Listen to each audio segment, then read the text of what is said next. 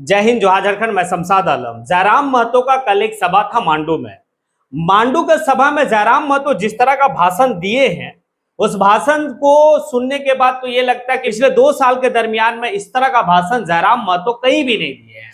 इस भाषण में इजरायली संगठन यानी कि वहां की खुफिया एजेंसी मोसाद का जिक्र करते हैं। मोसाद का जिक्र करके क्या वो संदेश देना चाहते हैं, ये मैं आप लोगों के लिए छोड़ रहा हूं। आप कमेंट बॉक्स में आके जरूर बताएं कि मोसाद का आखिर जिक्र क्यों किया। चलिए मोसाद के बारे में थोड़ा सा समझेंगे।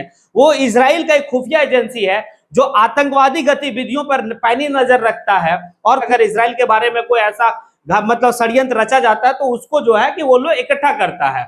और मोसाद का एक बात और है, अगर पूरे इजराइल में किसी भी नागरिक को, अगर कोई दूसरा देश का संगठन अगर इजरायली नागरिकों को अगर कोई मार दिया तो भाई आप कहीं भी दुनिया का किसी भी जगह आप छिप के रहिए, आपको ढूंढ के जो है कि जो इजराइल का जो खुफिया एजेंसी है मोसाद, वो आपको मारेगा।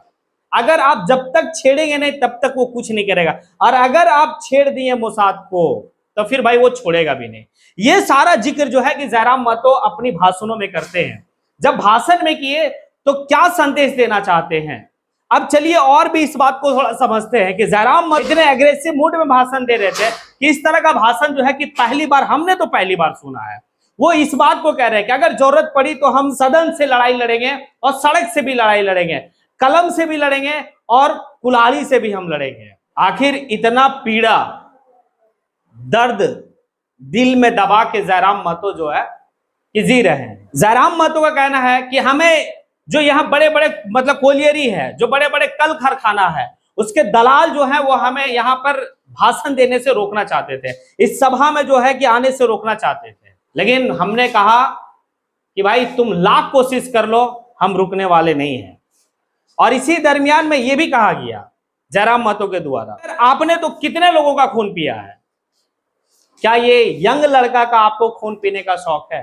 तो इस बार जो युद्ध होगा वो अलग तरीके से होगा। काफी एग्रेसिव मूड में दिखे वो। जयराम महतो को भी आभास है कि हम जो कह रहे हैं वो बिल्कुल सही नहीं है। जितना एग्रेसिव मूड में वो कल भाषण दिए हैं, बोलते बोलते में ये बात वो बोले कि हम भी जो है कि पीएचडी का स्टूडेंट है। इस तरह की बातें जो है कि मजबूरी में कहना पड़ रहा है, जहां पर मारने और काटने की बात हो रही है। क्योंकि एक पीएचडी होल्डर यानी कि एक पीएचडी का स्टूडेंट का मतलब है शालीनता।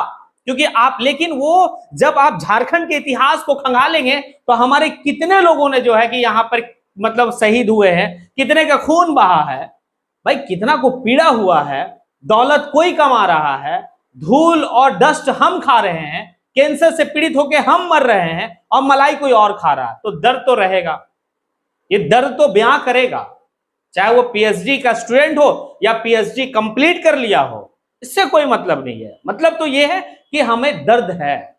तो ये बात का आभास तो जयराम महतो को भी है कि भाई कि गलत हो रहा है, कितना शोषण किया जा रहा है हमारे लोगों के ऊपर, कि एक एक उनकी जमीन जो है, वहां के रैयतों का जो जमीन लीज पे लिया जा रहा है वो टाइम ही नहीं है। और इस बात को जयराम महतो कहते हैं कि अगर हमारी सरकार बनी, अगर हम जो है कि चुनाव लड़ते और जीतते और हमारी सरकार बनती है तो फिर जो है कि आपका जब जमीन का लीज होगा तो मात्र 25 साल का होगा लीज, और 25 साल के बाद फिर जो है कि आपके साथ बैठ के वहां की मैनेजमेंट कंपनी का पूरा टीम आपके साथ बैठेगी। अगर आप हां करेंगे तो फिर लीज बढ़ेगा और नहीं करेंगे तो फिर लीज नहीं बढ़ेगा। ये तो बात है। अब चलिए देखते हैं कि जयराम महतो क्या क्या अपने भाषण में कहे हैं। लेकिन आप कमेंट बॉक्स में आके कमेंट जरूर देंगे अपना, और अपनी राय जरूर देंगे कि जिस इजराइल का जो खुफिया एजेंसी है मोसाद, उसके बारे में जयराम महतो जो कहा है, आखिर संदेश क्या है। चलिए देखते हैं कि क्या कहा और जयराम महतो। तोरा पूछ लो कि कंपनी फैक्ट्री हो इधर तो अभी हजारीबाग से जैसे हम चरी पार कर रही, हमरा एक फोन है, हमरा हमार मोबाइल में एक फोन है, और पहला बात की बोलने मालूम हो कि आप आज के इस कार्यक्रम में मत जाइए। आज हमारा से पहले, अपना दिन पहले, आज मैंने को डरवे टैप से फोन कर कार्यक्रम में जो सभा है चुम्बा में आप मत जाइए।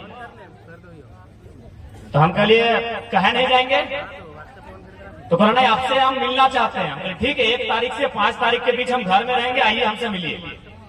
तो ठीक है, हम 1 तारीख को तो मिलेंगे आपसे, लेकिन अभी आपको आज का कार्यक्रम में नहीं जाना है।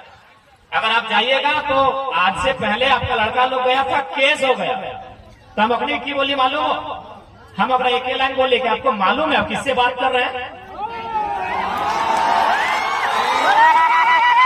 पहले तो हमने बहुत सारा लोभ लालच किया, आइए बैठ के बात करते हैं, कैसे मैनेज करें, क्या देना होगा। आज के बाद टोनी बोलबी का तो मोबाइल हमारे बगल में हो, हम अगर मोबाइल नंबर नाम नहीं बताओगे कि टोनी कहीं जगह मार पीट नहीं कर दिया, अगर मोबाइल नंबर भी बताए देवो, अगर बात से पता चल गया कंपनी के मालिक लगे। वो हमारा अटैक आया कि आपका 10 को लड़का आया था, उनको केस हो गया है, हमें तकने के लिए आप रुक जाइए, मेरा बात सुनिए। हम इतने के लिए आपको मालूम है आप किससे बात कर रहे हैं, आप उस जयराम महतो से बात कर रहे हैं जिसके कौम का सांसद सुनील महतो 12 गोली खाया थी। भर्सन हमारे सामने मत निकालिए।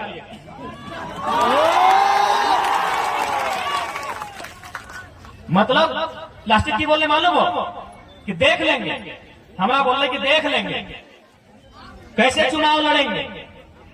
तो आज तमाम मीडिया के माध्यम से हम उनको बोल देना चाहेंगे, तमाम कंपनी और फैक्ट्री के दलालों से, कि हम चुनाव लड़ते हैं और जीत जाते हैं तो नियम कानून से बात करेंगे, मीडिया हमसे सवाल पूछेगी। अगर चुनाव नहीं लड़ेंगे ना तो रोडों में पटक पटक के मार देंगे। मैंने इसमें आज हमारा धमकी दे लेते, चुनाव कैसे लड़िएगा देख लेंगे। आज आपको यहाँ नहीं आना। दादा बतैलो कि यहाँ बड़ी धुआं उड़ा लो ना, आज धुआं बंद हो। सुनायो, यहाँ फैक्ट्रिया में बड़ी धुआं उड़ा लो, आज धुआं बंद हो। यानी हमारा यहाँ आवे से धुआं अगर बंद भई गए तो जब दिन विधायक बन जी वैसे तो की बंद करबो।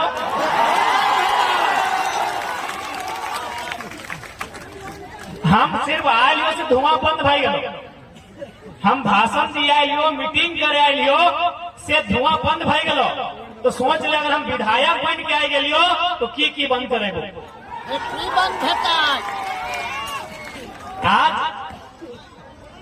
आज मतलब उनका मन कितना बढ़ा सोचिए।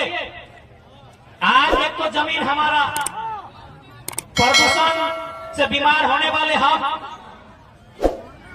उस बीमारी से कैंसर होकर मरने वाले हम, और आज फिर हमको धमकी दे रहा, हमको डरा रहा कि कार्यक्रम में मत जाइए।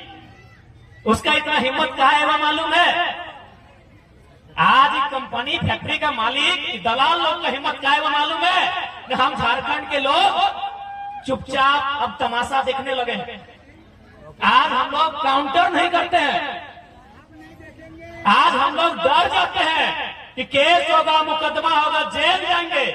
यदि हम लोग काउंटर करते ना, काउंटर का मतलब समझते हैं 1977 में जब शक्तिनाथ महतो को मारा गया, 1987 में जब निर्मल महतो को मारा गया, और 2007 में जब एमपी सुनील महतो को मारा गया ना, तो मेरा मानना है उनकी चिता, उनकी अर्थी नदी में बाद में जलाना चाहिए था। ऐसा फैक्ट्री और ऐसा मालिक और ऐसा दलाल का हौसला को पहले जलाना चाहिए था। नहीं, लोग का पेट कब भरेगा भाई। जे भी कंपनी है यहाँ, चाहे रामगढ़ स्पंज रहे, बिहार फाउंड्री रहे, आलोका स्टील लिमिटेड रहे, सीसीएल रहे, चाहे एनटीपीसी रहे, चाहे आनंदिता रहे, इन लोग का पेट कब भरेगा भाई। मेरा इतना बड़ा बड़ा गांव इतनी ले ले, इतना बड़ा बड़ा अपनी खेत ले ले, फिर भी अपनी पेट नहीं भरल है। यदि आज हमने अपन अधिकार के नहीं समझा, यदि आज हमने निडर है कि लड़ाई नहीं लड़ा, तो आज फैक्ट्री के धुआं 500 मीटर दूर हो, काल फैक्ट्री तो गांव में बन सकता।